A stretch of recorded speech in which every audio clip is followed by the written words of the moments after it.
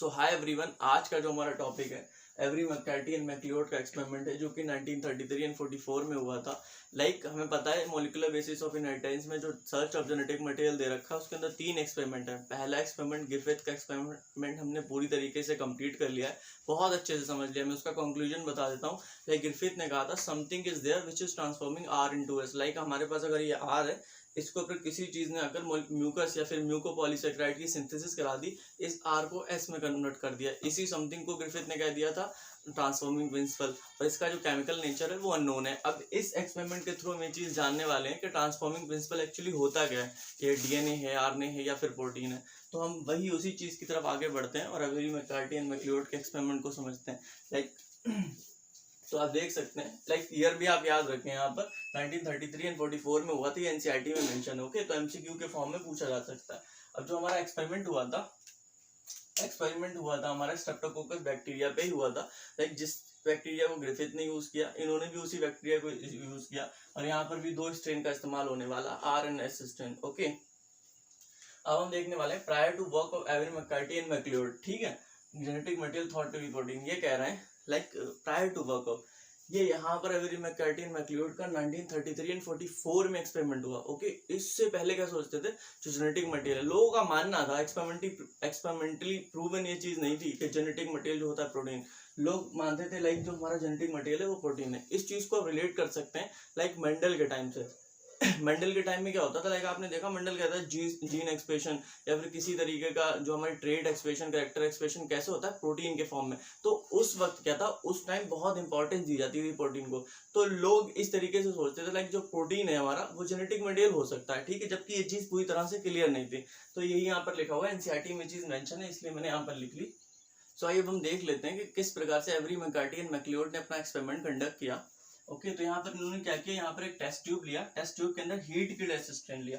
अब हमें पता है हीट किल्ड एस स्ट्रेन का भी जेनेटिक मटेरियल है, क्योंकि आर स्ट्रेन के अंदर कौन पहुंचा था, एंटर किया genetic material of heat killed S strain. फिर आर स्ट्रेन के ऊपर करा दी म्यूकोपॉलीसेकेराइड की सिंथेसिस, फिर आर से एस कन्वर्ट हो गया। तो इस तरीके से ग्रिफिथ एक्सपेरिमेंट में जो चीज हुई थी, ठीक है। अब इन्होंने क्या किया, यहाँ पर अगर ये जो हमारा हीट किल्ड एस स्ट्रेन है, मैं आपको एक चीज बता दूं, जब मैं आपको यहाँ पर मेंशन कर रहा हूँ जेनेटिक मटेरियल, तो जेनेटिक मटेरियल में सिर्फ और सिर्फ डीएनए आपको नहीं सोचना।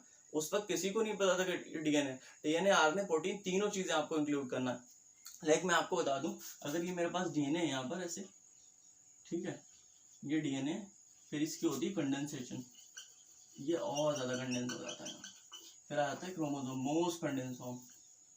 तो ये डीएनए हो गया यहाँ पर, यहाँ तक, फिर ये क्रोमेटिन,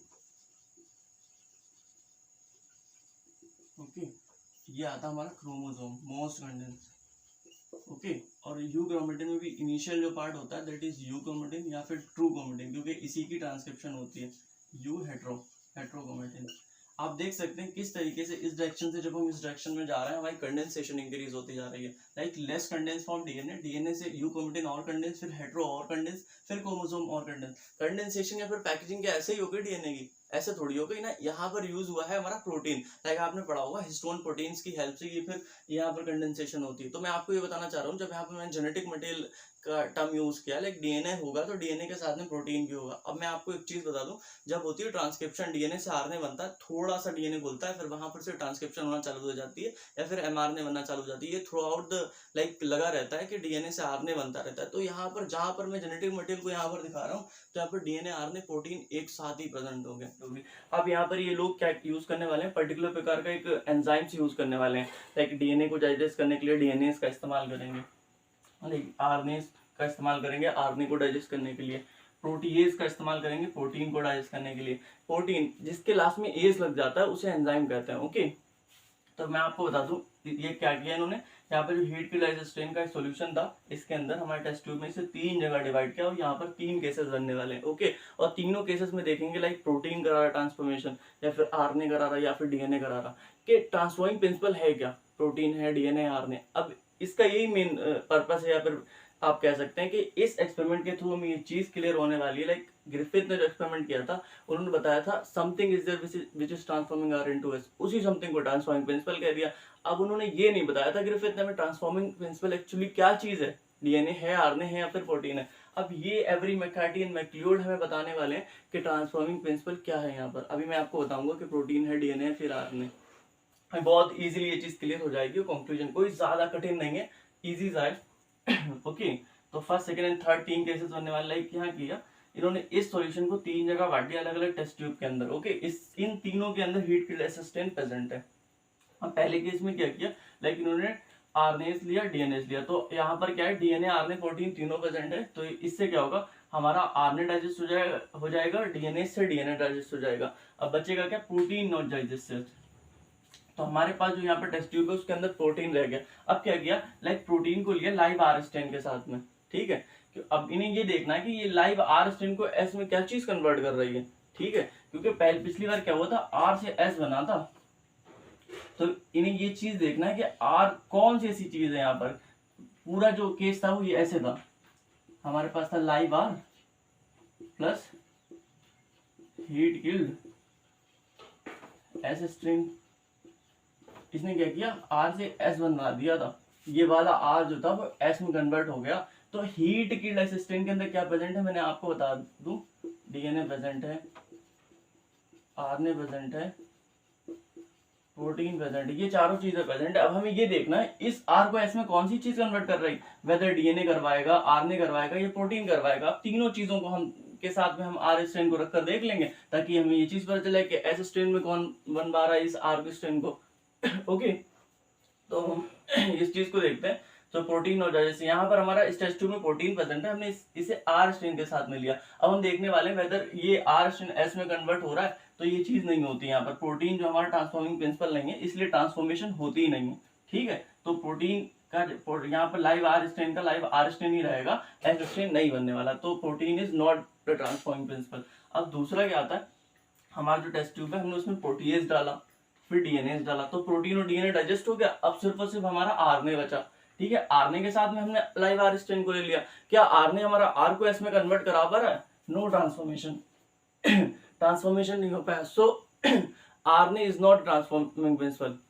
डीएनए यहाँ पर जो हमारा प्रोटीन है वो भी ट्रांसफॉर्मिंग प्रिंसिपल नहीं है, और आरएनए भी ट्रांसफॉर्मिंग प्रिंसिपल नहीं। अब हमारा थर्ड यहाँ पर जो आया, लाइक हमने यहाँ पर आरएनए लिया, प्रोटीएज लिया। तो आरएनए एंड प्रोटीन जो हमारा डाइजेस्ट हो गया। अब बचा क्या, डीएनए। तो डीएनए नॉट डाइजेस्टेड, यहाँ पर थोड़ा इरेज हो गया। तो हमने डीएनए इस टेस्ट ट्यूब के अंदर DNA plus live R strain. अब हम देखने वाले हैं क्या डीएनए हमारा आर को एस में कन्वर्ट करवा पा रहा है।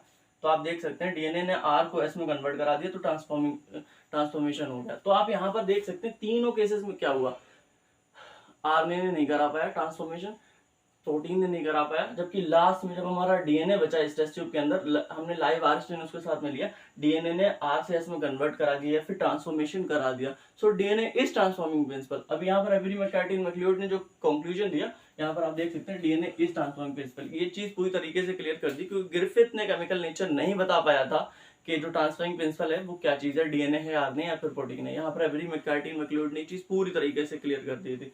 अब हमारा क्या, but scientist of that time didn't convince that DNA, इनका जो प्रेडिक्शन था ये उस तरफ को भी बढ़ रहे थे, लाइक हमारा जो जेनेटिक मटेरियल है वो डीएनए, क्योंकि main purpose he the search of genetic material का यही है कि हमें बताना है कि जेनेटिक मटेरियल क्या चीज है। यहाँ पे तो ट्रांसफॉर्मिंग प्रिंसिपल क्या गया, आपको थोड़ी अलग सी चीज हो गई ना, उसके बारे में बता दिया। इन्हें दोनों एक्सपेरिमेंट में ये चीज क्लियर नहीं हो पाई कि जेनेटिक मटेरियल है क्या एक्चुअली। डीएनए जेनेटिक मटेरियल है नहीं, डीएनए को ये तो बता दिया ट्रांसफॉर्मिंग प्रिंसिपल है, इन्होंने ये चीज नहीं बता पाई कि डीएनए इज जेनेटिक मटेरियल। अब जो नेक्स्ट एक्सपेरिमेंट आने वाला है हमारा हर्शेस का ब्लेंडिंग एक्सपेरिमेंट, उन्होंने तो कोई चीज या फिर कोई डाउट रखा ही नहीं, हर तरीके से ये चीज क्लियर कर दी that DNA is genetic material. तो बहुत इंपॉर्टेंट एक्सपेरिमेंट है नेक्स्ट वाला। तो आई होप आपको ये वीडियो समझ में आई होगी। सो फ्रेंड्स, अपने जो स्टूडेंट्स प्रिपरेशन कर रहे हैं लाइक नीट की, उनके साथ शेयर करें, मेरे चैनल को ज़्यादा से ज़्यादा सब्सक्राइब करें एंड लाइक करें। कमेंट में ज़रूर बताएं लाइक कौन से टॉपिक्स आप पढ़ना चाहते हैं। Thank you guys.